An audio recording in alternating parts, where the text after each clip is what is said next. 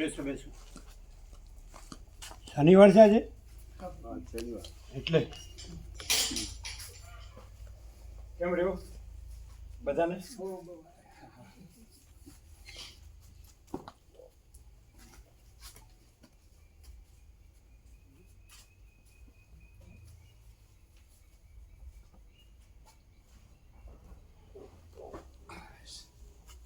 તમે બગાપરો એકલા આવ્યા?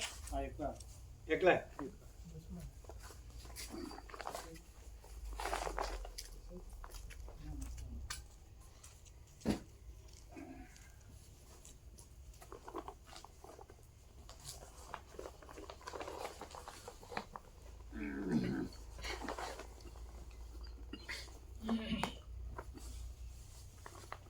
શું કાંઈ હમું થયું ન થાય? સંભળાય એવું થઈ ગયું. ચોખ્ખું સંભળાય તો હા, આખું મોકલ્યું વાતો હા, મોકલી દઉં. સંભળાય છે? સંભળાય એટલે ચોખ્ખું એમ નહીં, સંભળાય. ચોખ્ખું સંભળાતું નથી. ચોખ્ખું સંભળાય, ચોખ્ખું ચોખ્ખું. સંભળાય. સંભળાય આખું 20 મિનિટ હા. જોવા દો.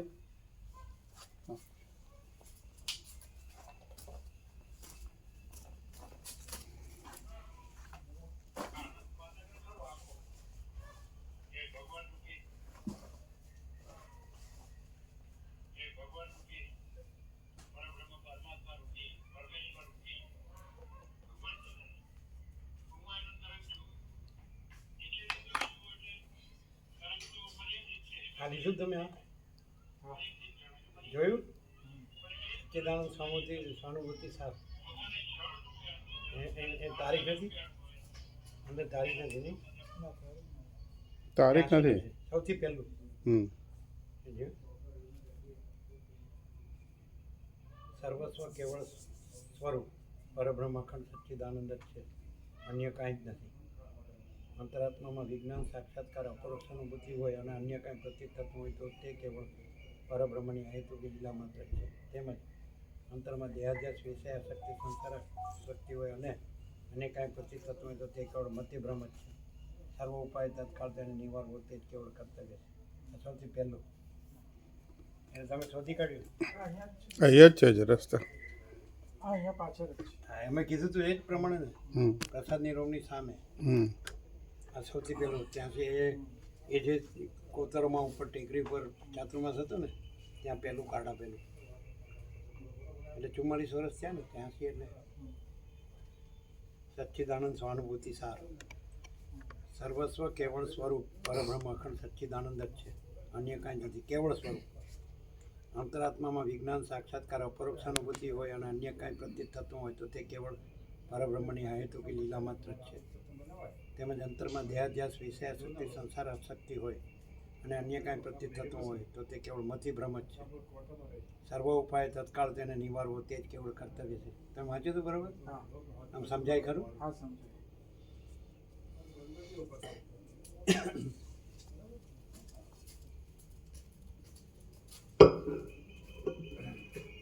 ઓમ.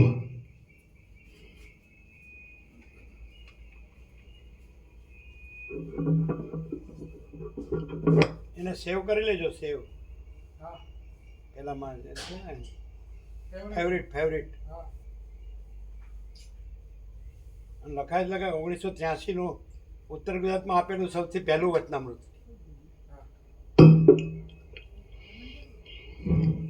પરમ ચિદાકાશ અને આખું સંપૂર્ણ છે, કાંઈ બાકી નથી. પરમ ચિદાકાશ, પરમ જ્યોતિ, અખંડ જ્યોતિ, અનંત, પૂર્ણ, પરમ ચિદાકાશ, પરમ ચિદાકાશ, પરમ જ્યોતિ, અખંડ જ્યોતિ, મહાચિદાકાશ, સ્વયં પ્રકાશ, સંપૂર્ણ પ્રકાશ, પૂર્ણ બ્રહ્મ, અનંત તેજઘન, અનંત ચિદઘન, પરમાકાશ, કેવલ, અનંત, શુદ્ધ, તેજઘન, પરમાકાશ, અખિલાત્મા, પૂર્ણ બ્રહ્મ, પરમાત્મા, પરમ ચિદાકાશ, પરમ જ્યોતિ, અખંડ જ્યોતિ, અનંત, પૂર્ણ, પરમ ચિદાકાશ, परम शांति, स्वयं सिद्ध, स्वयं प्रकाश, स्वयं पूर्ण, स्वस्वरूप, यही सब कुछ है, इसके सिवा कुछ नहीं है। शून्यभास, अनंत कोटि, महाकल्पो है ही नहीं। महाचिदाकाश, स्वयं प्रकाश, संपूर्ण प्रकाश, महाचिदाकाश ज्योति, अनंत, अखंड, अभेद, महाचिदाकाश ज्योति, महातत्व, महासामान्य, महाचिदाकाश, स्वसंवेद्य, सहज निर्विकल्प, महाचिदाकाश, परम कैवल्य, परम शांति, परम चिदाकाश, अनंत, पूर्ण, निरपेक्ष, सत, अनंत, संपूर्ण, अपरिग्रह, निर्भ्रांत, निरपेक्ष, वशिष्ठ राम, निर्वाण उत्तरार्ध, राउंड 41मो राउंड।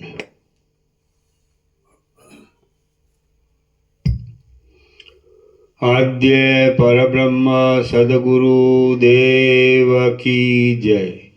ओम श्री परमात्मने नमः। એને વ્યાપકમાં મોકલ્યું, વ્યાપકમાં જ છે. તમારામાં ફેવરિટમાં કરી લેજો, ફેવરિટ, કરી લીધું.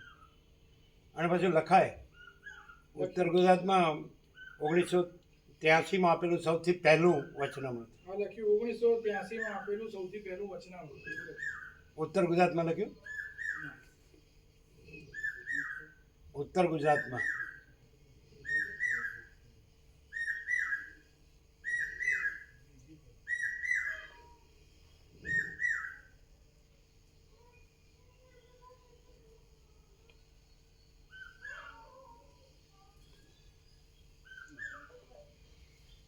સૌથી પહેલું પછી એક શબ્દ ઉમેરો.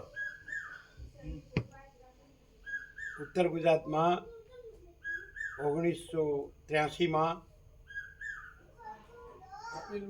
આપેલું સૌથી પહેલું સંપૂર્ણ વચનામૃત, સંપૂર્ણ, અને જગ્યાએ લખાય.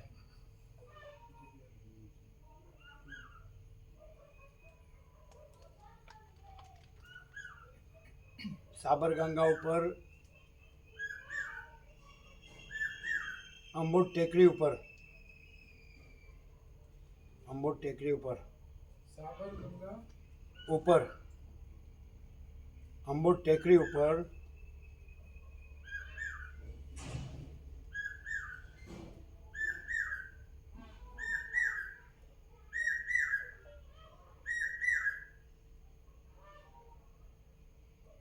અંબોટ ટેકરી ઉપર લખ્યું. હા, અંબોટ ટેકરી ઉપર અષાઢ સુદ 11 થી કારતક સુદ પૂનમ ચાતુર્માસ વખતે ટેકરી ઉપર તંબુમાં લખો, તંબુમાં, અંબોટ ટેકરી ઉપર તંબુમાં અષાઢ સુદ 11 થી કારતક સુદ પૂનમ ચાતુર્માસ વખતે. જગ્યા બરોબર છે ને? આ લખાવી જગ્યા બરોબર? સાબરગંગા ઉપર, અંબોટ ટેકરી ઉપર, તંબુમાં અષાઢ સુદ 11 થી કારતક સુદ પૂનમ સુધી ચાતુર્માસ વખતે.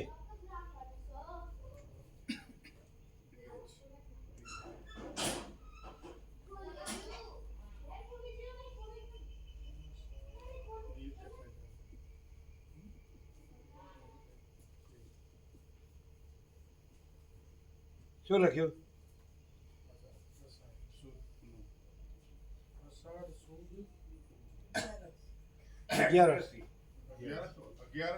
11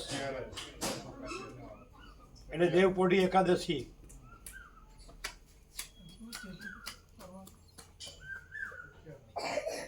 અગિયારસ થી કારતક સુદ પૂનમ.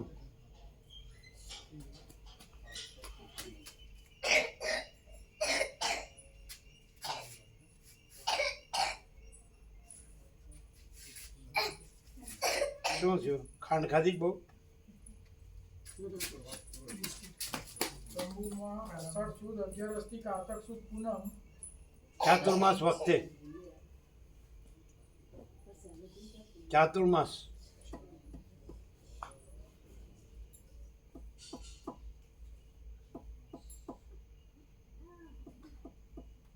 વખતે બોલો, આખું બોલો.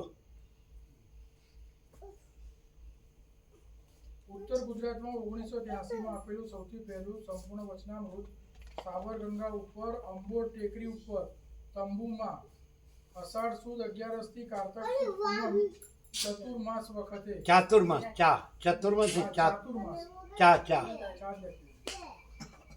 ચાતુર્માસ વખતે પૂર્ણ વિરામ. ચલો.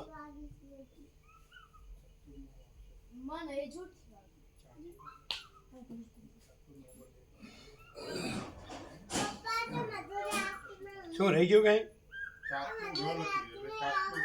ચાતુ ઉપર માં ઉપર રેપ આવે. ચાતુર્માસ, ચાતુર માં ઉપર રેપ આવે. ચાતુર્માસ. ચાતુર્માસ પછી વ્યાપકમાં આપી દેજો. આ પેલું વચનામૃત છે ને હા એની સાથે સચ્ચિદાનંદ સ્વાનુભૂતિ સાર. તમને ખ્યાલ છે ને? અહીંયા મૂકેલું છે. હમ. અમે હસ્તાક્ષરથી લખતા, પણ કાળીદાસ પ્રભુ પછી કાર્ડ છાપતા, એ ટાઈપ કરતા.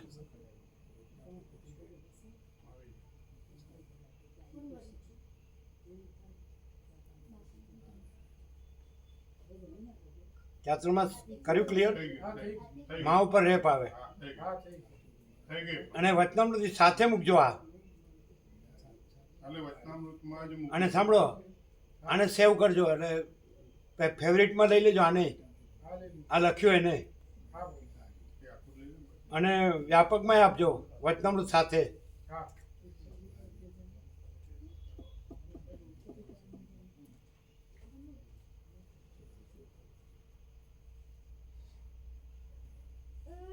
લઈ લીધું? હા થઈ ગયું આમાં બધું આવી જાય. ચાલો. સત્યની પરખ અને સત્યની આદર કદર. ચાલો. આદ્ય પરબ્રહ્મ સદગુરુ દેવ કી જય. ઓમ શ્રી પરમાત્મને નમઃ. કેવળ સ્વરૂપ અને હું, આસમાન જમીનનો ફરક. કેવળ સ્વરૂપ અને હું, આ કેવળ સ્વરૂપ છે ને? અને હું કેવળ સ્વરૂપ એટલે પૂર્ણ સ્વરૂપ, અને હું એટલે શૂન્ય, કાંઈ નહીં. ખ્યાલ આવે? આમાં કેવળ સ્વરૂપ શબ્દ છે. ખ્યાલ આવે? વાંચ્યું ને? ચાલો. એટલે બધે હું થઈ જાય, પછી હુંમાં ભમી જાય, એટલે શાંતિ નથી. અને કેવળ સ્વરૂપ પરમ શાંતિ. ચાલો. પરમ શાંતિ.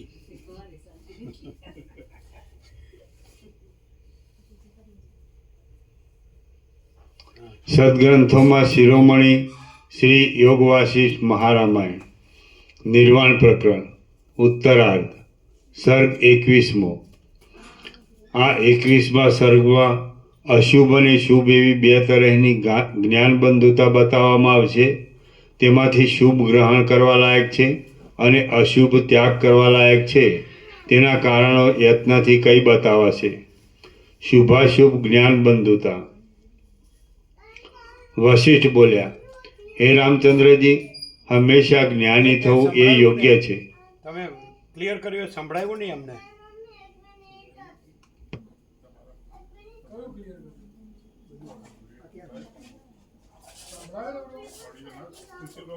સંભળાયું ને? બરાબર સંભળાય છે ને?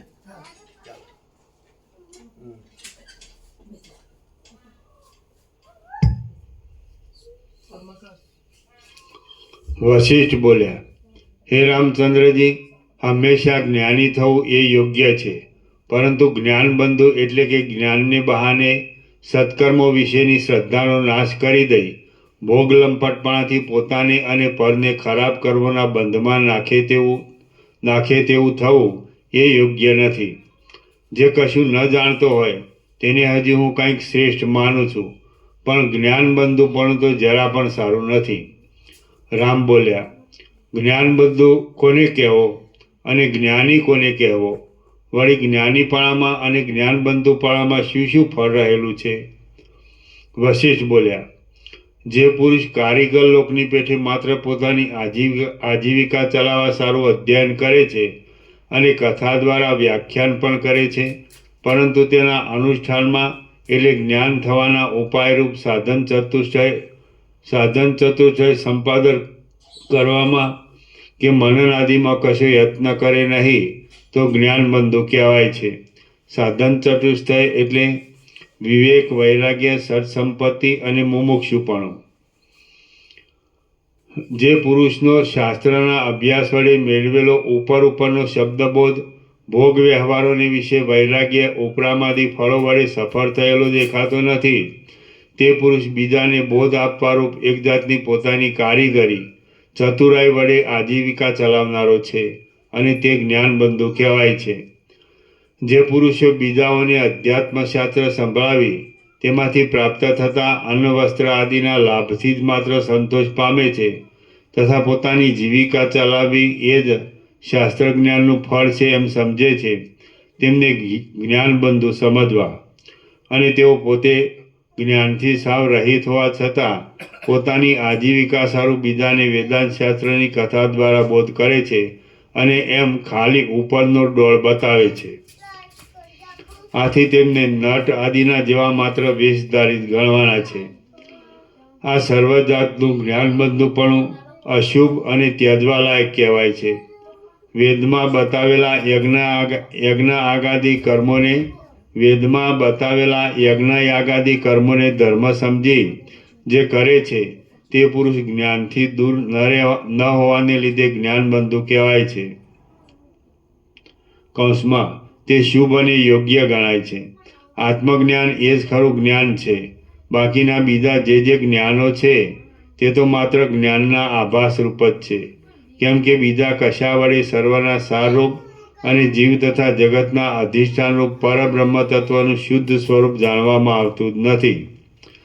જેઓ આત્મજ્ઞાનને મેળવ્યા સિવાય બીજું કાંઈ સહેજ સાજ જ્ઞાન મેળવે છે અને પછી કષ્ટ આપનારી અનેક ચેષ્ટાઓ કરીને સંતોષ માને છે, તેમને અધમ જ્ઞાનબંધુ જાણવા. આ સંસારમાં બહારના અને અંદરના વિષયોને અનુભવનારી વૃત્તિઓની, તેના કારણોની, તેના આશ્રયની અને જાણવાના શબ્દ આદિ વિષયોની જે કાંઈ પ્રતીતિ થાય છે તે સર્વની મુમુક્ષુ પુરુષે સંકલ્પના ક્ષય સંન્યાસ દ્વારા આત્યંતિક શાંતિ જ મેળવવી જોઈએ.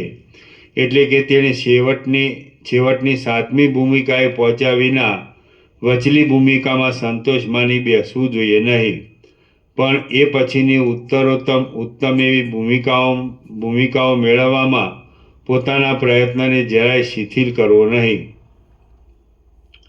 જ્ઞાનબંધુ પદની વ્યુત્પત્તિના બે ભેદ બતાવી ટીકાકારે એક અશુભ અને બીજો શુભ એમ સમર્થન કરેલું છે. જેમ કે જ્ઞાનેન નામ જ્ઞાન વ્યાજેન સ્વ પરે ચ અનર્થ વદ્યાતિ ઇતિ જ્ઞાનબંધુ જ્ઞાનના મેષથી પોતાને અને પરને અનર્થોની જાળ વડે બાંધી દે તે જ્ઞાનબંધુ અશુભ ગણાય છે. અને બીજી વ્યુત્પત્તિ અવશ્યમ જ્ઞાનેન વધ્યતે ઇતિ જ્ઞાનબંધુ ચિત્તશુદ્ધિ થતાં ક્રમે કરી અવશ્ય પોતે જ્ઞાન વડે બંધાઈ જાય છે તે જ્ઞાનબંધુ ઉત્તમ કહેવાય છે.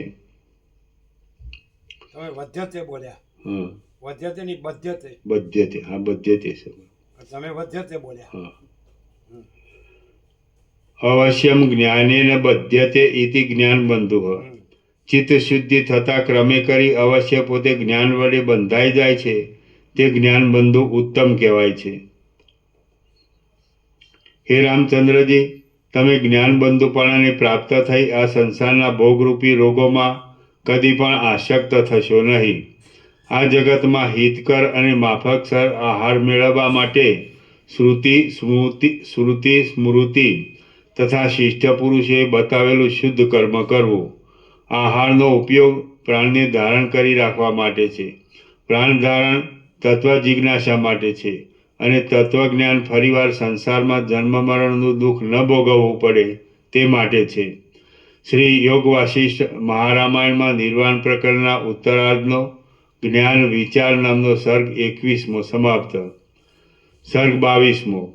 આ 22મા સર્ગમાં પ્રથમ જ્ઞાનીના લક્ષણો કહેવામાં આવશે અને પછી યુક્તિઓ વડે જીવ જગત તથા બ્રહ્મ તત્વ આદિ વિશે પ્રસંગને અનુસરી વર્ણન કરવામાં આવશે. જીવ જગત અને બ્રહ્મ તત્વ.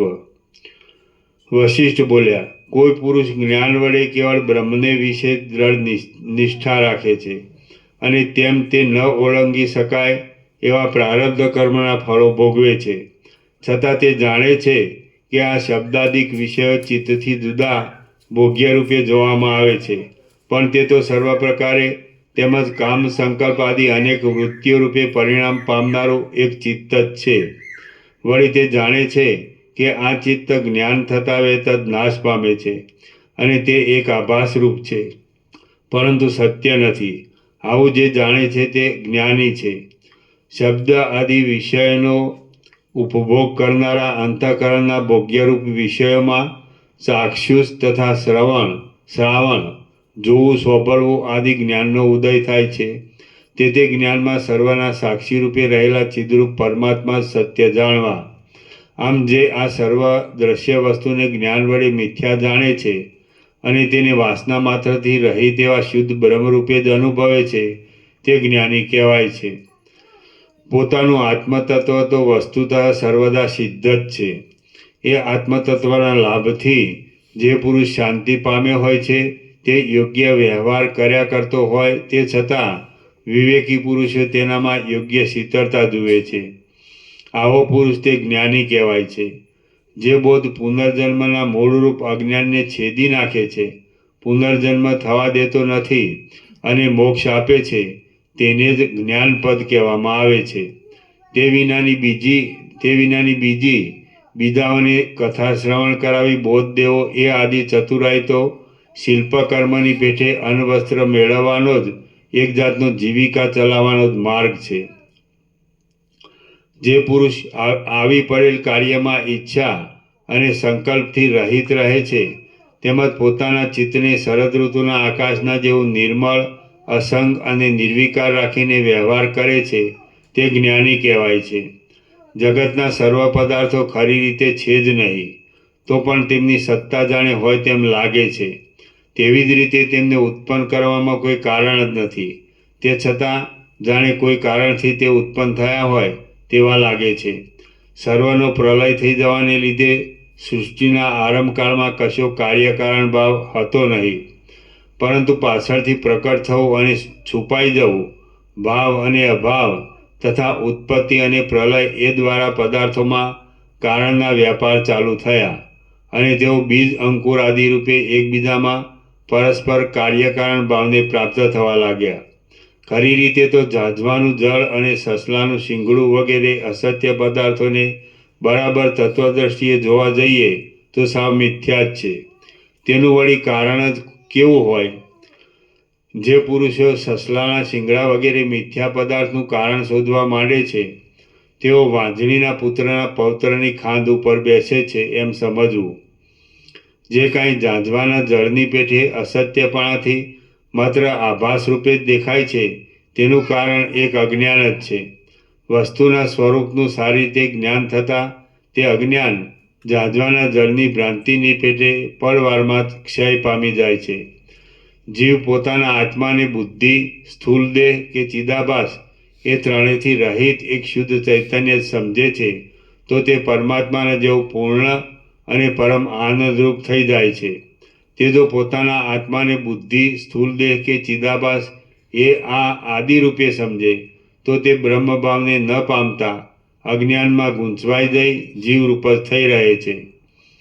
આંબાનું ઝાડ શિયાળામાં નિર્જીવ જેવું સૂકું લાગે છે, પરંતુ વસંત ઋતુમાં તેની અંદર રસ વડે પોષણ થતાં તે પાંદડા અને મોરવાળું થઈ જાય ત્યારે તેની માટે સહકાર શબ્દ વપરાય છે.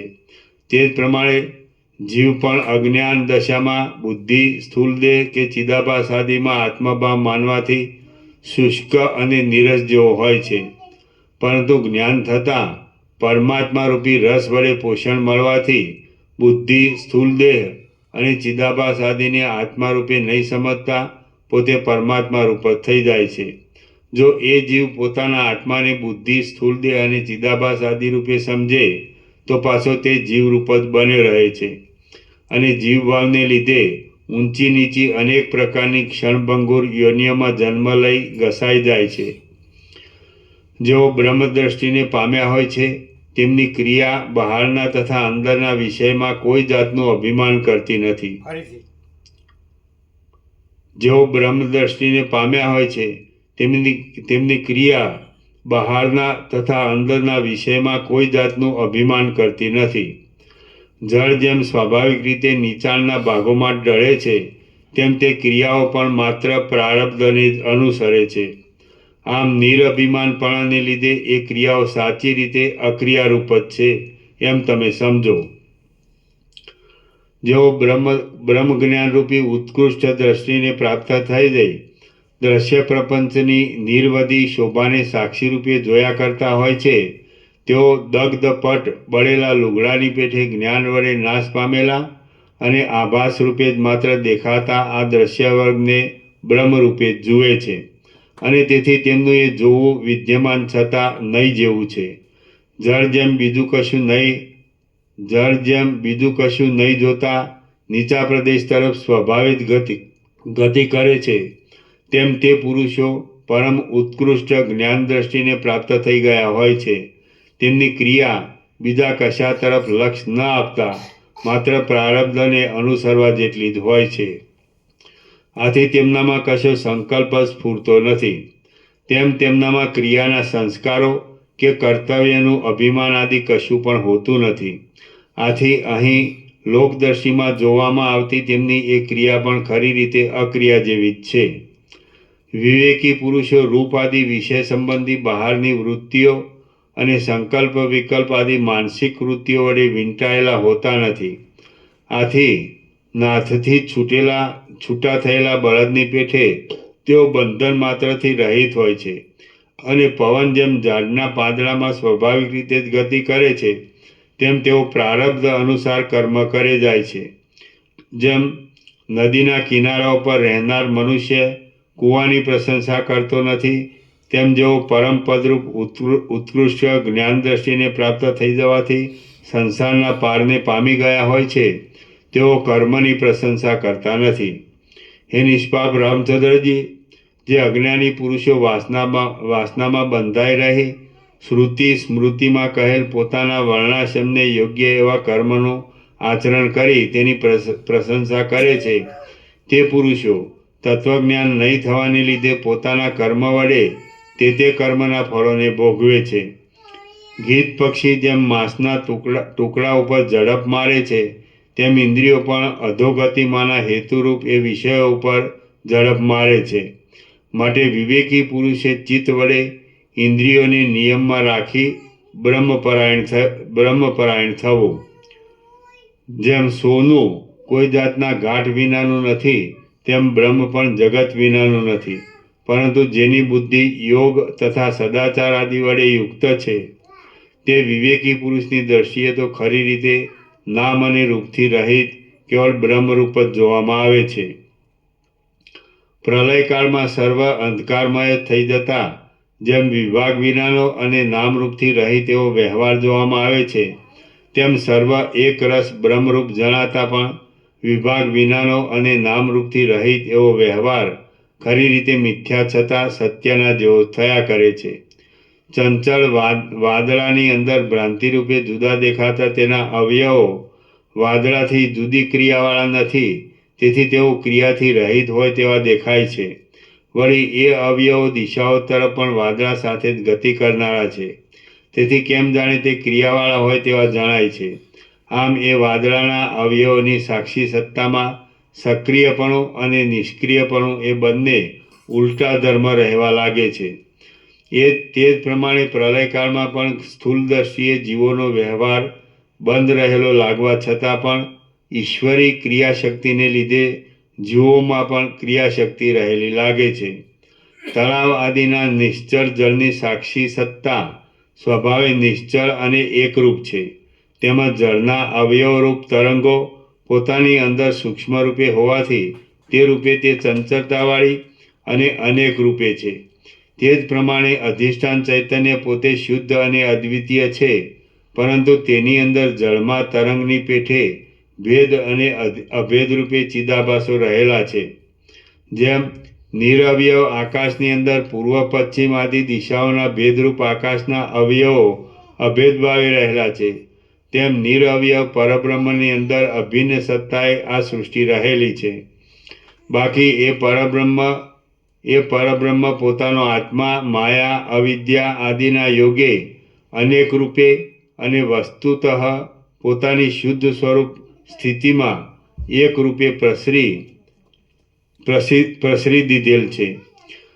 જગતની અંદર અહંકાર રહેલો છે અને અહંકારની અંદર જગત રહેલું છે. જેમ કેળના કોમળ પાંદડા એકબીજામાં વીંટાઈને રહ્યા હોય છે, તેમ એ બંને પરસ્પર એકબીજામાં વીંટાઈને રહેલ છે. જેમ હિમાલય આદિ પર્વત પોતાના છિદ્રોમાંથી બહાર નીકળેલા પોતાની અંદરના જળને માનસરોવર આદિ ભિન્ન રૂપ પોતાનાથી જુદું જ બહાર દેખે, તેમ અહંકારરૂપ જીવ રૂપ આદિ બાહ્ય વિષયોને આકારે થઈ રહેલ ઇન્દ્રિય વૃત્તિઓ દ્વારા અને સંકલ્પ વિકલ્પ આદિ માનસિક વૃત્તિઓ દ્વારા પોતાની અંદર જ રહેલી સૃષ્ટિને તે ઇન્દ્રિયના છિદ્રમાંથી બહાર આવી ઊભી હોય એમ પોતાનાથી જુદી દેખે છે.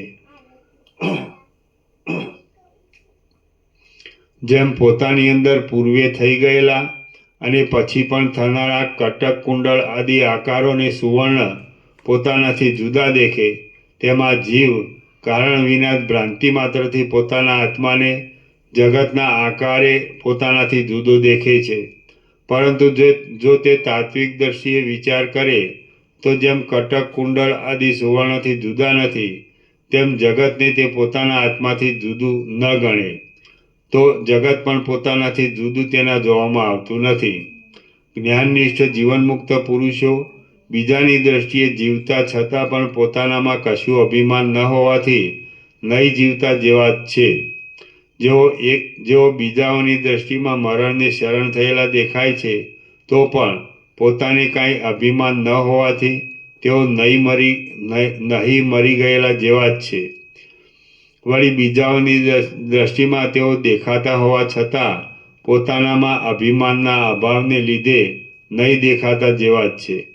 જેમ કોઈ એક પુરુષનું મન કોઢમાં પડેલા પોતાના હાંડલામાં લાગેલું હોય અને પોતે ઘરમાં બેઠેલો છતાં તે ઘરના કામકાજને દેખતો નથી, તેમ જ્ઞાનને પ્રાપ્ત થઈ ગયેલા વિવેકી પુરુષનું મન બ્રહ્મમાં ચોંટેલું હોવાથી દેહ યાત્રા આદિ સંબંધી કર્મો કર્યા કરતા છતાં તે કર્મોને દેખતો નથી. જેમ ચંદ્ર વિરાટના જીવરૂપ છે અને વિરાટના હૃદયમાં રહેલો છે, તેમ પ્રત્યેક વ્યષ્ટિ દેહમાં જીવ પણ હૃદયની અંદર હિમકણના આકારે વીર્ય રૂપે રહેલો છે અને તે વીર્ય રૂપે સ્થૂળ દેહમાં રહ્યો છે અને અલ્પ દેહમાં અલ્પપણે રહ્યો છે. પિતાના હૃદયમાં વીર્ય રૂપે રહેલા એ અહંકારરૂપ જીવને પિતા વીર્ય દ્વારા માતાના ત્રિકોણ આદિ આકારવાળા ગર્ભાશયમાં સિંચે છે અને તે ગર્ભાશયમાં રહેલા રુધિર સાથે એક થઈ જાય છે. પછી તે ક્રમે કલલ અને બુદ્ધ આદિ આકારે પોતાનું શરીર ધારણ કરી ઉત્પન્ન થાય છે. આ શરીર સાવ મિથ્યા છતાં સત્ય જેવું ભાસે છે, પણ શરીરમાં રહેલો જીવ તેને સંકલ્પ દ્વારા પોતારૂપી માની બેસે છે. પોતાની માતાના ત્રિકોણ આદિ આકૃતિવાળા ગર્ભાશયમાં વીર્યના બળને લીધે જ પોતાનો દેહ, હાડકાં, સ્નાયુ વગેરે સ્થિર અવયવવાળો થઈ રહે છે. એ દેહ પોતાના કર્મ વડે જ રચાયેલો એક અન્નમય કોષ છે અને કોશેટાનો જીવડો જેમ કોશેટામાં બંધાઈ રહે છે, તેમ તે પોતે તેમાં મમતા રાખી બંધાઈ રહે છે. જેમ ફૂલની અંદર સર્વત્ર સુગંધ રહેલી હોય છે, તેમ એ જીવ આખા દેહમાં અહંકાર રૂપે ફેલાઈ રહે છે. જેમ ચંદ્રની ચાંદની આખા બ્રહ્માંડરૂપી મંડપની અંદર ફેલાઈ રહે છે, તેવી રીતે હૃદયમાં રહેલા વીર્યની અંદર હું અમુક દેહવાળો છું એવા દેહના અભિમાનને ધારણ કરી રહેલ જીવ ચૈતન્ય નખથી માંડી ઠેઠ શિખા સુધી આખા દેહમાં અહંભાવ રૂપે ફેલાઈ જાય છે. ચિદાભાસ સહિત અંતઃકરણ રૂપી જળ બાહ્ય અર્થોનું જ્ઞાન થવામાં મુખ્ય સાધનરૂપ છે અને તે ઇન્દ્રિયના છિદ્રોરૂપી પડનાર દ્વારા બહાર નીકળે છે. જેમ ધુમાડો મેલરૂપ થઈ જઈ આકાશમાં પ્રસરી જાય છે, તેમ તે આ ત્રણેય લોકના પોતાની નજીક રહેલા બાહ્ય પદાર્થોમાં પ્રસરી જાય છે. જો કે આ આખા દેહમાં બહાર અને અંદર સર્વત્ર જીવ ચૈતન્ય રહેલું છે, છતાં હૃદયની અંદર રહેલા વીર્યમાં તેનું વિશેષ અભિમાન હોય છે. જીવનું સ્વરૂપ વિચારવા જઈએ તો તે સંકલ્પ માત્ર જ છે. તે જે સંકલ્પ કરે છે તે પ્રથમ હૃદયમાં પેદા થાય છે અને પછી ઇન્દ્રિય દ્વારા બહાર ફેલાઈ જઈ બાહ્ય અર્થ રૂપે સ્પર્શ દેખાય છે.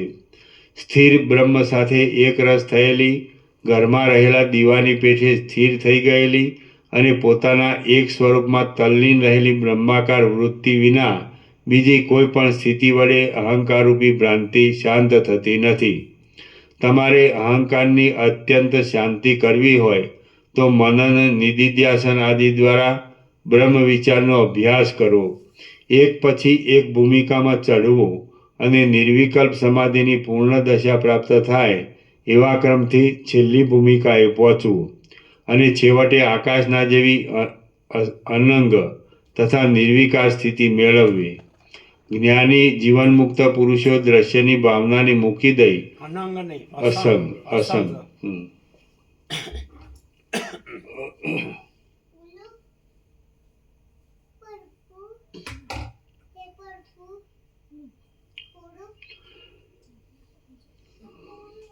તમારે અહંકારની અત્યંત શાંતિ કરવી હોય તો મનન, નિધિધ્યાસન આદિ દ્વારા બ્રહ્મ વિચારનો અભ્યાસ કરવો, એક પછી એક ભૂમિકામાં ચડવું અને નિર્વિકલ્પ સમાધિની પૂર્ણ દશા પ્રાપ્ત થાય એવા ક્રમથી છેલ્લી ભૂમિકાએ પહોંચવું અને છેવટે આકાશના જેવી અસંગ તથા નિર્વિકાર સ્થિતિ મેળવવી.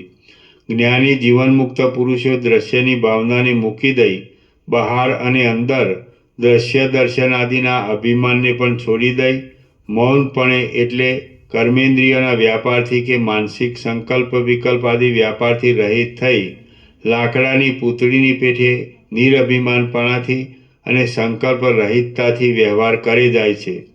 જે પુરુષ બીજા કશાની ભાવના ન કરતા માત્ર એક બ્રહ્મની જ રાત દિવસ ભાવના કરે છે તે મુક્ત કહેવાય છે. જે પુરુષ બીજા કશાની ભાવના ન કરતા માત્ર એક બ્રહ્મની જ રાત દિવસ ભાવના કરે છે તે મુક્ત કહેવાય છે. તે જીવતા છતાં આકાશના જેવો અસંગ, નિર્મળ અને નિર્વિકાર થઈ રહીને કેમ જાણે બેડી વગર બંધનથી છૂટો થઈ ગયેલો હોય તેમ સંસારની બેડી વડે નહીં બંધાયેલો પ્રત્યક્ષ રીતે જોવામાં આવે છે.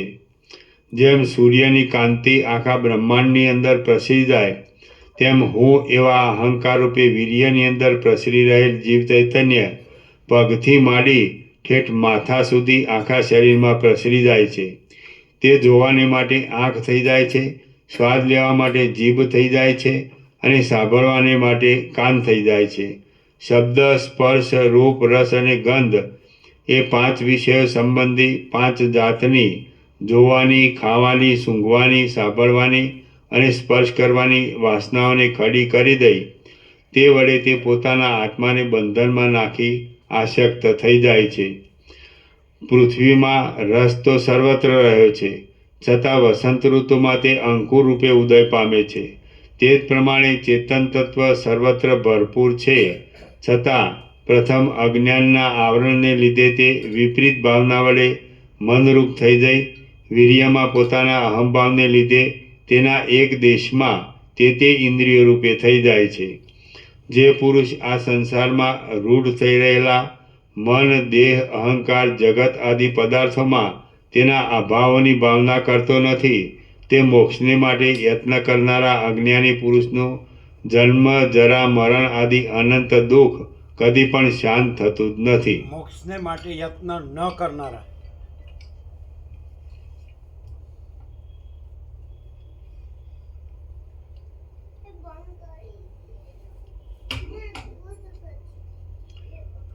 જે પુરુષ આ સંસારમાં રૂઢ થઈ રહેલા મન, દેહ, અહંકાર, જગત આદિ પદાર્થોમાં તેના અભાવોની ભાવના કરતો નથી, તે મોક્ષને માટે યત્ન ન કરનારા અજ્ઞાની પુરુષનું જન્મ જરા મરણ આદિ અનંત દુઃખ કદી પણ શાંત થતું જ નથી.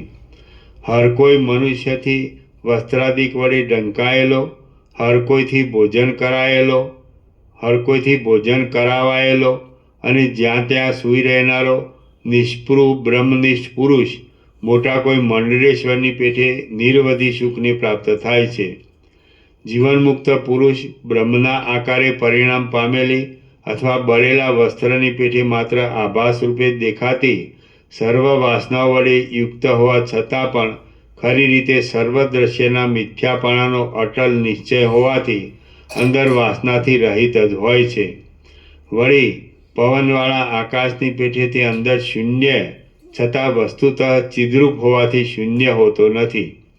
જવું બેસવું અને સૂવું વગેરેમાં કશું લક્ષ નહીં હોવા છતાં પ્રારબ્ધના યોગે સ્થિતિ કરી રહેલા મોક્ષની છેલ્લી દશાને પ્રાપ્ત થઈ જવાથી મનના સર્વ સંકલ્પ માત્રથી રહિત થઈ ગયેલા અને છઠ્ઠી આદિ ઉત્કૃષ્ટ યોગ ભૂમિકામાં પહોંચેલા જીવનમુક્ત પુરુષને કોઈ ગાઢ નિદ્રાવાળા પુરુષની પેઠે અનેક યત્નો વડે પણ સમાધિમાંથી જગાડી શકાતો નથી. જીવ ચૈતન્યનું ખરું સ્વરૂપ તો ચિન્માત્ર જ છે અને તે સર્વત્ર શરીરમાં ભરપૂર છે. તો પણ જેમ કાળના કેસરાઓમાં સુગંધ વિશેષ રહે છે, તેમ શરીરના વીર્યરૂપ ભાગમાં એ વિશેષ કરીને રહે છે. જીવ ચૈતન્ય શુદ્ધ ચિન્માત્ર છે અને આ જગત તેમાં વિવર્ત રૂપે ફેલાઈ રહેલું છે. એ જગતને ભ્રાંતિરૂપ સમજી કેવળ આત્મનિષ્ઠ થઈ રહેવું એ જ સ્થિતિ સર્વના રહસ્યરૂપ અને ગુરુશાસ્ત્ર આદિના ઉપદેશ વડે પ્રાપ્ત કરવાની છે. જેમ સમૃદ્ધિ મેળવવા માટે અનેક દુઃખદાયી કાર્યો કરવા પડે છે અને તેમાં હૈયાને વજ્ર જેવું કઠોર કરવું પડે છે, તેમ તમે મોક્ષયુક્ત પરમ ઐશ્વર્ય મેળવવા માટે પણ હૃદયને પથ્થર જેવું કઠણ રાખી વૈભવ આદિ સર્વ પદાર્થોમાં વૈરાગ્યવાન થઈ રહો. હે સુશીલ રામચંદ્રજી, જળ શરીરવાળા પથ્થરનું હૃદય આકાશ જળપણાને લીધે અવકાશ વગરનું ઘટ્ટ હોય છે. હવે તમે ચિદ્રૂપ છો અને તમારું હૃદય આકાશ પણ ચિદ્રૂપ છે, તો જળ પદાર્થનો અંદર પ્રવેશ ન થાય એટલા માટે તમે એ હૃદય આકાશને અવકાશ વગરનું અને ચિદાકાશ વડે પૂર્ણ રીતે ભરેલું રાખો. જ્ઞાની અને અજ્ઞાની એ બંનેના સર્વ કર્મો, ઉત્પત્તિ અને નાશ એ બંને ધર્મો વડે વ્યાપ્ત રહેલા છે. તેમાં જ્ઞાની વાસના રહિત હોય છે એટલું જ માત્ર વિશેષ છે. બાકી તે વિના એ બંનેના કર્મોમાં બીજો કશો ભેદ જણાતો નથી. જેમ આંખ ઉઘડતા જગત દેખાય છે, તેમ ચેતન તત્વની સત્તા જ વાસના વડે વિકસિત થઈ જતા આ જગતરૂપે થઈ ગયેલી જોવામાં આવે છે. જેમ નેત્ર બંધ થઈ જતા કશું દેખાતું નથી, તેમ વાસના રહિત થવાને લીધે ચિત્ત સત્તાને યોગ દ્વારા સમેટી લેવામાં આવે તો જગત આદિ બીજું કશું ન દેખાતા નામરૂપથી રહિત સર્વવ્યાપી એક પરમ તત્વ જ બાકી રહે છે. જે દ્રશ્યરૂપે જોવામાં આવે છે તે સર્વ નાશ પામી જાય છે અને નાશ પામી જઈ વળી પાછું પુનર્જન્મને પ્રાપ્ત થાય છે. પરંતુ જે નાશ પણ નથી પામતું અને ઉત્પન્ન પણ નથી થતું એ જ તત્વ સત્ય છે અને એ જ તમારું પોતાનું સ્વરૂપ છે. ઝાંઝવાના જળની પેઠે આ જગતની ભ્રાંતિ સાવ નિર્મૂળ છે. જ્ઞાન થયા પછી તેની શોધ કરતાં પણ તે જોવામાં આવતી નથી અને ઝાંઝવાનું જળ જેમ અંકુર ઉત્પન્ન કરી શકતું નથી, તેમ આભાસરૂપ દેખાતી એ જગતરૂપી ભ્રાંતિ પણ જ્ઞાન વડે મિથ્યા જણાયાથી પછી જન્મ મરણ આદિ સંસારરૂપ અંકુરને પેદા કરી શકતી નથી. સત્ય આત્મ સ્વરૂપનો બરાબર અનુભવ થયાથી નષ્ટ થઈ ગયેલી હું અમુક દેવ આદિરૂપ છું એવી અહંકારની ભાવના જીવનમુક્ત પુરુષોમાં આભાસ રૂપે દેખાય છે. તો પણ જેમ અંદર ભૂંજાઈ ગયેલું બીજ ફરી અંકુર પેદા કરવાને સમર્થ થતું નથી, તેમ જ્ઞાન વડે નિર્મૂળ થઈ ગયેલી તે ભાવના જન્મ મરણ આદિ સંસારરૂપી અંકુરને ઉત્પન્ન કરી શકતી નથી. રાગ દ્વેષથી રહિત થયેલો, સંસારરૂપી મહારોગના પંજામાંથી મુક્ત થયેલો, સંકલ્પ આદિ માનસિક ધર્મથી પણ રહિત થયેલો અને અક્ષય મોક્ષપદને પ્રાપ્ત થઈ ગયેલો જીવનમુક્ત પુરુષ ભલે કર્મ કરો કે ન કરો, તથાપિ તે નિરંતર પોતાના સ્વરૂપમાં જ રહ્યો હોય છે. જે યોગી પુરુષો હઠયોગના અભ્યાસ વડે શાંતિ મેળવવા મથે છે, તેઓ પણ ચિત્તની શાંતિ થયા પછી જ સારી રીતે શાંતિને પ્રાપ્ત થાય છે. કેમ કે ભોગોમાં લપટાવનારી તેમની ભોગ વાસનાઓ મૂળમાંથી છેદાઈ ગયેલી હોતી નથી. આનું કારણ એ જ છે કે ચિત્ત એ જ સર્વ વાસનાઓની ખાંડરૂપ છે તથા તે એ હઠયોગીઓમાં જ્ઞાન થતા સુધી કાયમ જ રહે છે. ખરી રીતે જીવ દેહાદિ આકારથી રહિત છે, ચૈતન્ય છે અને પ્રકાશરૂપ છે. તેની પરબ્રહ્મ સાથે એકતા કરવા જઈએ તો તે યોગ્ય જ છે. જો કે તે અનાદિ અવિદ્યાને લીધે જુદા જેવો ભાસે છે, પરંતુ તેનું અંદરનું શુદ્ધ સ્વરૂપ વિચારતા તે બ્રહ્મથી જરા પણ જુદો નથી. તે જો પોતાના શુદ્ધ સ્વરૂપનો વિચાર કરે તો વાદળા વિનાના પાછલા પોરના તડકાના જેવો તાપથી રહિત, કેવળ પ્રકાશરૂપ અને આવરણથી પણ રહિત થઈ જાય છે.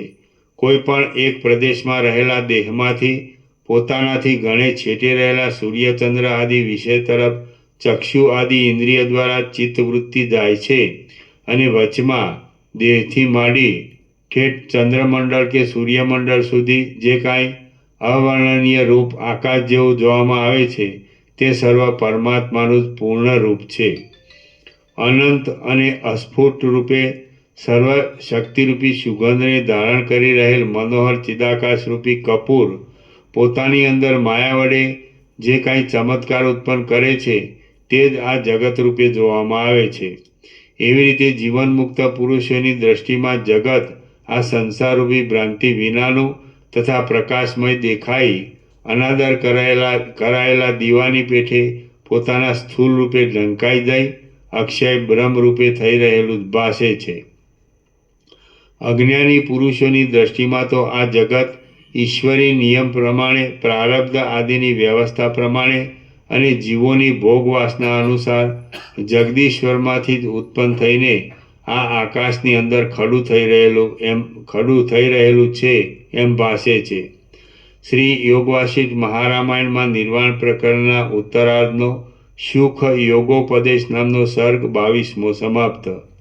સર્ગ 23મો. આ 23મા સર્ગમાં મરુ નિર્જર દેશમાં કોઈ એક જંગલની અંદર મંકી નામના બ્રાહ્મણનો વશિષ્ઠની સાથે સમાગમ થયાની વાત આવશે અને વૈરાગ્યને લીધે તત્વ જિજ્ઞાસુ જાણી વશિષ્ઠ તેને ઉપદેશ કરશે એ કહેવામાં આવશે. મંકી ઋષિને તત્વ જિજ્ઞાસા. વશિષ્ઠ બોલ્યા, મંકી ઋષિની માફક તમે વૈરાગ્ય વાસનાવાળી બીજી સર્વ સંસાર સંબંધી વાસનાને દૂર કરો. સ્વભાવે જ અજ્ઞાનાદિ અનિર્વચનીય રૂપે જોવામાં આવતા આ સંસારમાંથી તત્વજ્ઞાન વડે જાગ્રત થાવ અને જીવનમુક્ત પુરુષોના શુભ ચિહ્નો ધારણ કરી મોક્ષરૂપ પરમપદને પ્રાપ્ત થાવ. પૂર્વકાળમાં ઉત્તમ વ્રતવાળો એક મંકી નામનો બ્રાહ્મણ હતો. તે મારા ઉપદેશ વડે શી રીતે મોક્ષને પ્રાપ્ત થયો એ તમે સાંભળો. પૂર્વે એક દિવસ તમારા પિતામહ અજ રાજાના યજ્ઞ જેવા એક કામમાં મને આમંત્રણ આવ્યું હોવાથી હું આકાશમાંથી પૃથ્વી તરફ આવતો હતો. તમારા પિતામહ અજ રાજાની અયોધ્યા નગરીમાં જવાની ઈચ્છાથી સપ્તર્ષિ લોકમાંથી ભૂલોકમાં આવ્યો હતો અને એ નગરી તરફ જતો હતો. તેટલામાં હું અતિ વિસ્તારવાળા સખત તડકા વડે તપેલા ધૂળના ગોટાઓથી ભૂખરા થયેલા, તપેલી રેતીથી વ્યાપેલા, છેડા વિનાના અપાર અને કોઈ ઠેકાણે ક્ષુદ્ર ગામડાવાળા કોઈ એક મોટા જંગલમાં જઈ ચડ્યો. જેવી રીતે બ્રહ્મસત્તા પોતાની અંદર ક્ષોભને નહીં પામેલા આકાશ, પવન, તડકો, જળ અને પૃથ્વી એ સર્વને પોતે સર્વના અધિષ્ઠાનરૂપ હોવાથી શાંતિથી ધારણ કરી રાખે છે, સર્વવ્યાપી છે, શૂન્ય છતાં મોટા આરંભવાળી છે અને નિર્મળ છે, તે જ પ્રમાણે એ અરણ્ય પણ પોતાની અંદર ક્ષોભને નહીં પામેલા આકાશ, પવન, વાયુની જડી, તડકો, જળ, જાજવાનું જળ અને પૃથ્વી, તપેલી જમીન એ સર્વને શાંતિથી ધારણ કરી રહ્યું હતું. તે ચોતરફ આકાશથી વ્યાપેલું હતું.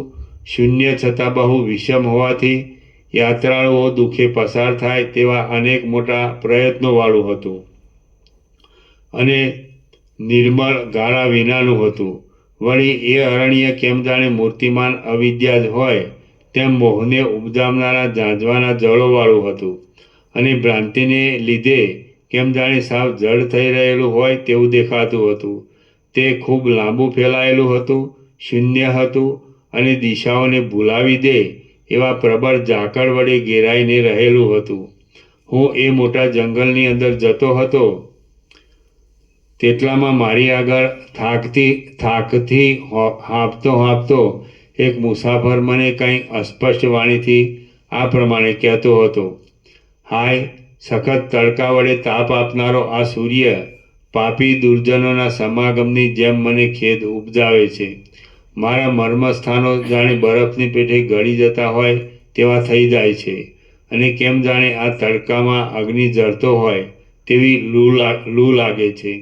આ વનરાઈઓના શિખર ભાગમાં પાંદડા ચીમડાઈ ગયા છે અને એ વનપંક્તિઓ પણ સૂર્યના સખત તાપથી દાઝી ગઈ છે. માટે હું હાલ પ્રથમ આ પાસે રહેલા ગામડામાં જાઉં અને ત્યાં થાક ઉતારી કરી પછી પાછો તરત ઉતાવળો ચાલીને રસ્તે પડું. એવો વિચાર કરી એ વટે માર્ગો પાસે રહેલા ભીલ લોકોના ગામમાં જવાની ઈચ્છા કરતો હતો.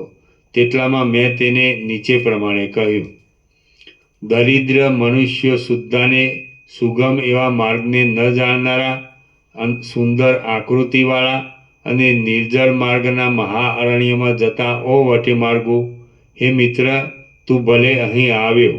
એના નીચે ટાંચ છે. અહીં શ્લેષલ વડે એવો અર્થ બતાવ્યો છે કે હે જ્ઞાનથી નીચી કોટીના કર્મ ઉપાસના સંબંધી માર્ગમાં ચાલનાર દુનિયાના મુસાફર, કર્મ ઉપાસના વડે મળનારા આ દક્ષિણાયન ઉત્તરાયણ રૂપ માર્ગમાં પ્રથમ તને સ્વર્ગ આદિ લોકોમાં વિશ્રાંતિ મળી હશે, પરંતુ તેમાં મોક્ષ માર્ગની પેઠે પાછી પુનર્જન્મના સમૂહને ન થવા દેનારી અખંડ વિશ્રાંતિ મળતી નથી.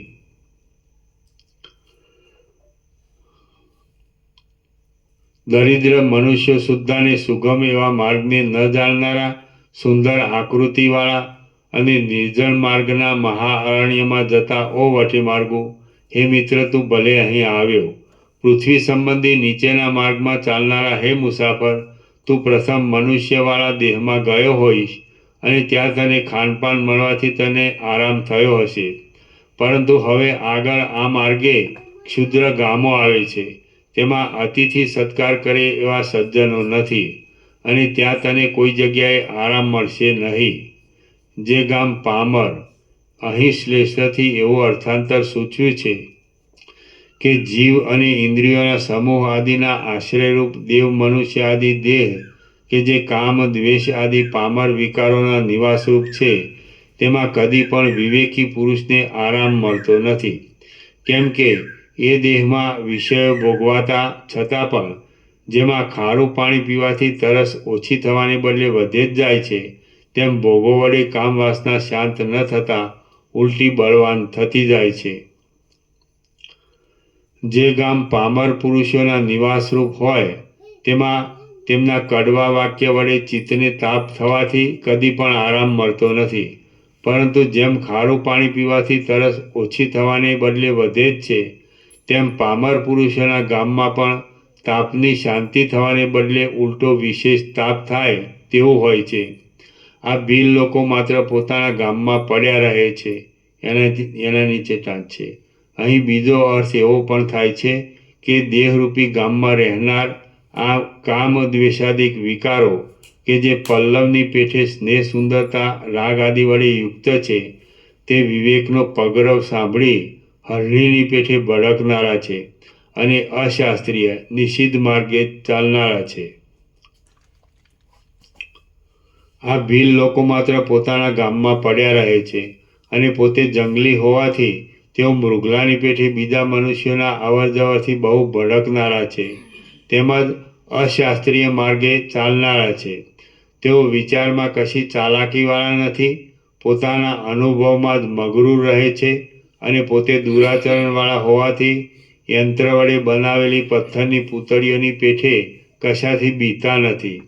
કામ, અર્થ, વિષય વાસના અને દ્વેષ વગેરેથી જ પોતાનું કાર્ય સિદ્ધ કરવા માટે પુરુષાર્થનો આશ્રય કરી રહેલી એ લોકોની બુદ્ધિઓ ઉપરથી મધુર દેખાતા કર્મમાં જ આનંદ માની લે છે. કર્મમાં એટલે જ્ઞાન પક્ષ સંબંધી અર્થાંતરમાં કર્મપદથી કર્મ માર્ગ સૂચિત હોય એમ ભાષે છે. કર્મમાં જ આનંદ માની લે છે. જેમ મેઘની પંક્તિ મારવાડ આદિ નિર્જળ પ્રદેશમાં રહેતી નથી તેમ માતૃપક્ષ અને પિતૃપક્ષ એ બંને વિશુદ્ધ હોવાથી કુલીનતાવાળી, ઉદાર, શીતળ તથા રસજ્ઞ ચતુર પુરુષની બુદ્ધિ અહીંના લોકોનો વિશ્વાસ કરતી નથી. અંધકાર વડે વીંટાયેલી કોઈ ગુફાની અંદર અજગર થઈ રહેવું સારું, શિલાની બખોલની અંદર કીડો થઈ રહેવું સારું અને મારવાડ જેવા નિર્જળ પ્રદેશમાં લૂલા પાંગડા મૃગરૂપે અવતરવું સારું, પરંતુ ગ્રામ્ય લોકોનો સહવાસ થવો તો સારો જ નહીં. ગ્રામ્ય વિષયો કે ગામડિયા લોકો મધમાં મળી ગયેલા વિષબિંદુઓની પેઠે એક પળવારમાં સ્વાદ આપી મધુરતા બતાવનારા હોય છે. બાકી બીજી ક્ષણમાં જ તે વ્યથા વડે વૈરાગ્ય અપ્રીતિ ઉત્પન્ન કરી દે છે અને માત્ર મારવામાં જ કુશળ હોય છે. ધૂળ ઉડવાથી ભૂખરા થઈ ગયેલા, તૂટી ફૂટી ઝૂંપડીઓમાં જ વૃદ્ધ થઈ ગયેલા, ઘાસ અને પાંદડાના જંગલોમાં ભટકતા એવા આ અધાર્મિક ગામડિયા લોકરૂપી પ્રચંડ પવનો હાલ વાયા કરે છે. હે નિષ્પાપ રામચંદ્રજી, મેં એ મંકી ઋષિને ઉપર પ્રમાણે કહ્યાથી મારા વચનો વડે કેમ જાણે અમૃત જળમાં સ્નાન કરી એ શીતળ થઈ ગયો હોય તેમ પરમ સંતોષને પ્રાપ્ત થઈ ગયો. અને મને પાછું તેણે નીચે પ્રમાણે કહ્યું. મુસાફર બોલ્યો, હે ભગવાન, આપ કોણ છો? આપ કોઈ મહાત્મા જણાવો છો. આપનો આત્મા જ્ઞાન વડે પરિપૂર્ણ લાગે છે. જેમ વટે માર્ગો પોતાની વાટમાં આવતા ગામોના વ્યવહારોને જુદો રહી જોયા કરે તેમ તમે ધૈર્યવાન રહી કશાથી વ્યાકુળ નહીં થતા સાક્ષી રૂપે નિર્લેપ રહી શી રીતે આ લોકને જોયા કરો છો? શું તમે અમૃતપાન કરેલું છે? અથવા શું તમે કોઈ ચક્રવર્તી રાજા છો? અથવા શું તમે સાક્ષાત વિરાટ પુરુષ છો? જો કે તમે અકિંચન હોવાથી સર્વ અર્થથી રહિત છો, છતાં તમે સંપૂર્ણ ચંદ્રમાના જેવા અને કેમ જાણે સર્વ અર્થથી પરિપૂર્ણ હો તેવા શોભો છો. વળી તમે સંસાર સંબંધી રાગદ્વેષાદી દોષોથી અને દુઃખોથી રહિત છો. નિરતિશય આનંદ વડે અને જીવનમુક્ત પુરુષોના ઉત્તમ ગુણો વડે પરિપૂર્ણ છો. મદોન્મત્ત પુરુષની પેઠે આત્માકાર વૃત્તિ હોવાથી દેહાદિકના ભાનથી રહિત છો અને કેમ જાણે કેવળ પરમાર્થમાં સ્થિર થઈને રહ્યા છો તેવા દેખાવો છો. સમષ્ટિરૂપ જોઈએ તો તમે જ સર્વરૂપ છો અને તેની અપવાદ દ્રષ્ટિએ જોઈએ તો તમે એ સર્વરૂપ નથી. તાત્વિક દ્રષ્ટિએ જોતા તમે કશારૂપ નથી અને વ્યવહાર દ્રષ્ટિએ જોતા કાંઈક અમુક દેહ આદિ રૂપે તમે જોવામાં આવો છો. હે મહારાજ, આપનું રૂપ શાંતિવાળું, મનોહર, કાંતિમાન, નિર્વિકાર, નિવૃત્તિને પ્રાપ્ત થયેલું અને આનંદ વડે પૂર્ણતાવાળું કેમ દેખાય છે? તમે જો કે પૃથ્વીમાં રહ્યા છો તો પણ જાણે સર્વલોકની ઉપર આકાશમાં રહ્યા હો તેવા જણાવો છો. સર્ગ ક્ષણભંગુર જણાયાથી તમે આસક્તિ માત્રથી રહિત છો, પરંતુ મારા જેવા દીન પુરુષોના ઉદ્ધાર માટે તમે જાણે સખત યત્ન કરતા હો તેવા લાગો છો. તમે સ્વભાવે જ શુદ્ધ છો. તમારું મન શુદ્ધ ચંદ્ર જેવું અમૃતમય છે. તમારું ચિત્ત ચંદ્રમાના કિરણોની પેઠે કોઈ પદાર્થમાં ફેલાઈ જતું નથી. જેમ ચંદ્રમાના કિરણો ઔષધિ, વનસ્પતિ અને અન્ન આદિ પદાર્થરૂપ થઈ જાય છે, તેમ તમારું ચિત્ત કોઈ પદાર્થમાં લોલુપ થતું નથી. વળી સદાકાળ તે પૂર્ણ જ રહે છે. તેથી કેટલીક વાતે તમે ચંદ્રથી પણ શ્રેષ્ઠ છો. તમે પૂર્ણચંદ્રની પેઠે સર્વ કળાઓ વડે ભરપૂર છો. અંદર નિષ્કલંક છો, શીતળ છો, પ્રકાશવાળા છો, સર્વત્ર સમાન દ્રષ્ટિથી વર્તનારા છો અને જાણે અનેક રસાયણો વડે ભરપૂર હો તેવા દીપી નીકળો છો. જેમ અંકુરની અંદર પત્ર, પુષ્પ, ફળ આદિ સહિત આખું વૃક્ષ સૂક્ષ્મ રૂપે રહેલ હોય, તેમ સર્વજ્ઞતા અને સર્વશક્તિમત્તા આદિ ગુણો વડે યુક્ત એવા તમારા આત્મામાં આ આખું સંસાર મંડળ સૂક્ષ્મ રૂપે રહેલ છે. હું ધારું છું કે તેનો આવિર્ભાવ અને તિરોભાવ પણ તમારી ઈચ્છાને અધીન છે. હે મહાભાગ, હું શાંડિલ્ય કુળમાં ઉત્પન્ન થયેલો મંકી નામનો બ્રાહ્મણ છું. તીર્થયાત્રા માટે મેં ઘણે દૂર સુધીનો પંથ કાપ્યો છે. સર્વ તીર્થો જોઈ આવી હમણાં ઘણે લાંબે કાળે હું મારે પોતાને ઘેર જવા ધારતો હતો. પરંતુ આ જગતની અંદર સર્વ પ્રાણીઓને વીજળીના ઝબકારાના જેવા ક્ષણભંગુર જોઈને મારા મનમાં વૈરાગ્ય આવી ગયો છે. તેથી હું ઘર તરફ જવાનો યત્ન કરતો નથી. હે મહારાજ, આપ કૃપા કરી મને સત્ય આત્માનો નામ, ગોત્ર આદિ વડે એટલે કોણ છો, કયા ગોત્રના છો વગેરે નિર્દેશ કરી કહી બતાવો.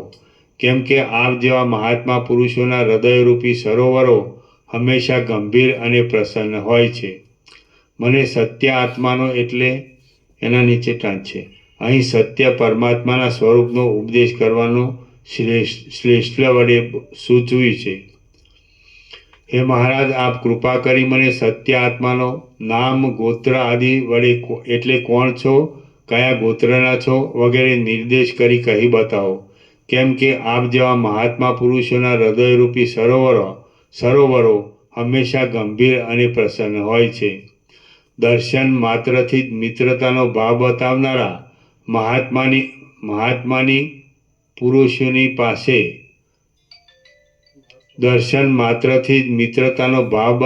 બતાવનારા મહાત્મા પુરુષોની પાસે પ્રાણી માત્ર કમળની પેઠે ખીલી ઉઠે છે અને શાંતિ મેળવે છે. આ મારું ચિત્ત કાંઈક વિવેકવાળું છતાં પણ મોહને લીધે સંસારરૂપી ભ્રાંતિથી થતા દુઃખને પૂરેપૂરું નિર્મૂળ કરવાને ગુરુના ઉપદેશ વિના સમર્થ થઈ શકતું નથી. એમ મેં ઘણો વખત મનન કરી નિશ્ચય કર્યો છે. માટે આપ જ ઉપદેશ દેવારૂપી કૃપા દ્રષ્ટિ વડે મારું એ ચિત્ત મોહથી નિવૃત્ત થઈ જઈ દુઃખનો નાશ કરવામાં સમર્થ થાય તેવું કરો. વશિષ્ઠ બોલ્યા, હે મહાબુદ્ધિશાળી, હું આકાશમાં વસનારો વશિષ્ઠ નામનો ઋષિ છું અને અજ રાજાના યજ્ઞ આદિ કાંઈ પ્રયોજનને લીધે આ માર્ગે આવી ચડ્યો છું. તમે રખે કાંઈ ખેદ કરતા, કેમ કે તમે બુદ્ધિમાન વિવેકી પુરુષોના માર્ગ ઉપર આવી ચૂક્યા છો અને ઘણું કરીને સંસાર સાગરને પેલે પાર પહોંચી ચૂક્યા જેવા જ છો. જે પુરુષ મહાત્મા નથી હોતો એટલે જ્ઞાનનો અધિકાર પ્રાપ્ત થવાનું જેનું ભાગ્ય નથી હોતું, તે મંદભાગી પુરુષની વૈરાગ્યના વૈભવ વડે ઉદારતાવાળી આવી તમારા જેવી ઉત્તમ બુદ્ધિ હોય નહીં. તેની આવી જાતની ઉત્તમ વાક્ય રચના હોય નહીં અને તેની આવી શાંતરૂપ આકૃતિ પણ કદી હોય જ નહીં. મણી જેમ સરાણ પર ધીમે ધીમે ઘસાવાથી નિર્મળ અને તેજદાર થાય છે, તેમ ચિત્તના રાગદ્વેષ આદિ દોષો પાકી જવાથી તે વિવેકી થઈ જાય છે.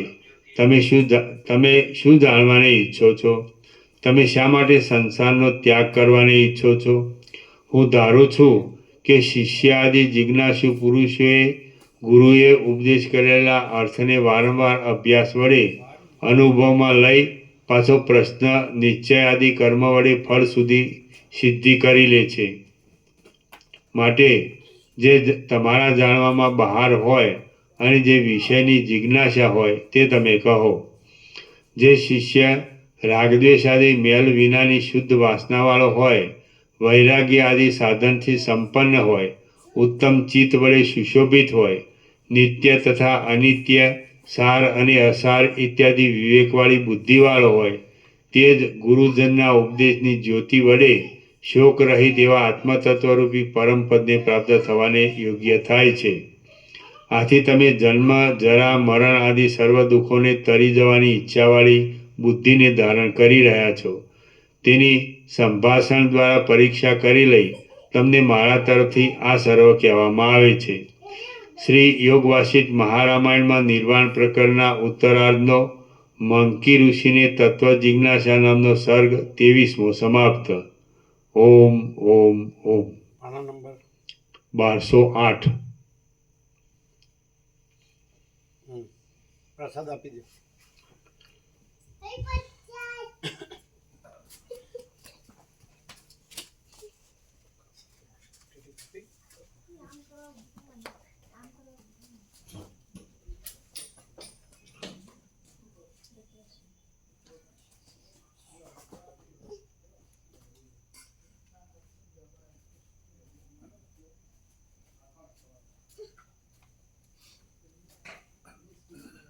ભગા પ્રભુ તત્વોદમાં આવ્યો કે પેલા લેવા આવ્યા છે?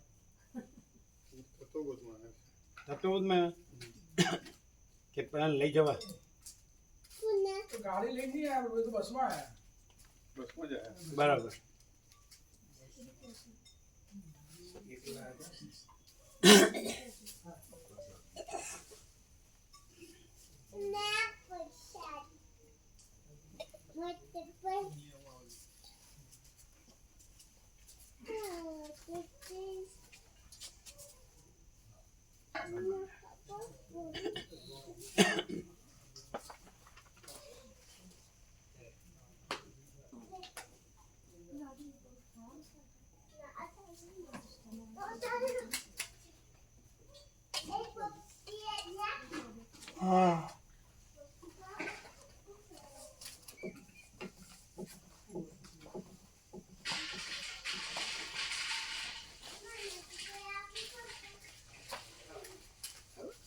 ફુવાની પુણ્યતિથિ છે પ્રભુ, ત્રીજી. કોની? શારદા માડીના ઘેરથી ખરા ને ફુવામાં, એમની ત્રીજી પુણ્યતિથિ.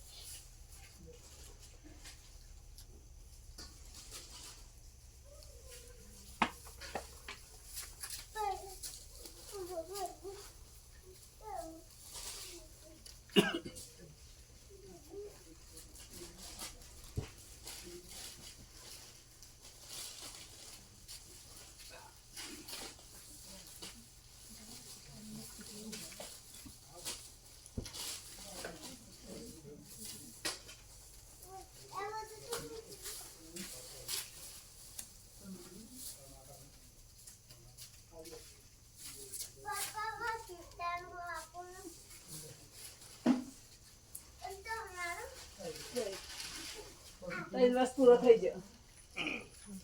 વરસાદ પછી